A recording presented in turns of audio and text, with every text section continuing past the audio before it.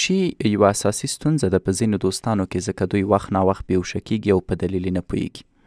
کله چې ناروغ حواس له لاسه ورکړي او په هیڅ حال نه یې خبر، دې ته بېهوشي ویل کېږي. د ناروغ غاښونه بندېږي، د تنفس سره خړخړ آواز تولیدېږي او لاسونه او پښې یخوالی اختیاروي. کله کله سترګې خلاصې او ناروغ یو اړخ ته ګوري. دا یو خطرناک رنځ دی چې زیاتره وخت د مرګ سببه متاسفانه کېدلی شي.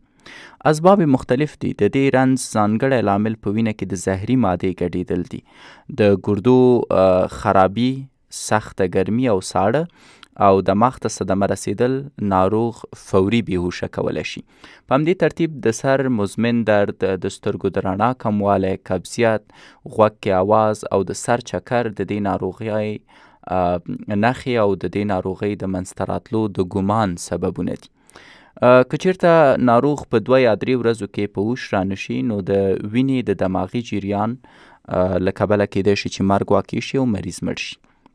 ولې په هر حال که چیرته په پښتورګو کې څه خرابوالی موجودي، نو د ناروغ له خولې نه بیا بد بوی او یخ هوا راځي. باید د ناروغۍ اصلي وجه ولټول شي او د هغې مطابق باید معالجه وشي.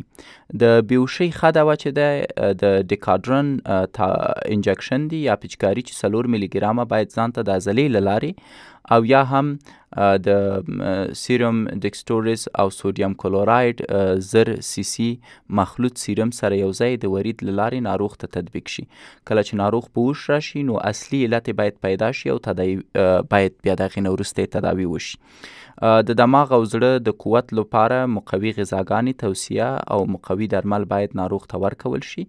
د نیوروبین پیچکاري د عضلې له لارې او د زړه د قوت لپاره د کورامین پیچکاري د عضلې له لارې او یا له سیرومو سره مخلوطه او یا کوم درمل مې چې یاد کړه د شربتو په ډول هم ډاکټر مریض ته ورکولی شي. مریض په خپل سر نشي خوړلی، ځکه که په خپل سر مریض دا درمل وخوري کیدای شي مړ شي په دې شدت سره. پس د ډاکټر د مشورې نه بغیر به دا دوا نه کاروي. په همدې توګه ناروغ ته انټي بیوټیک درمل هم په ځانګړې توګه د تیرامایسین پیچکاري د عضلې له لارې ورکوي او که له دې سره هم ناروغ په هوش رانغی، نو باید دفعتاً بیا روغتون ته بوتلل شي.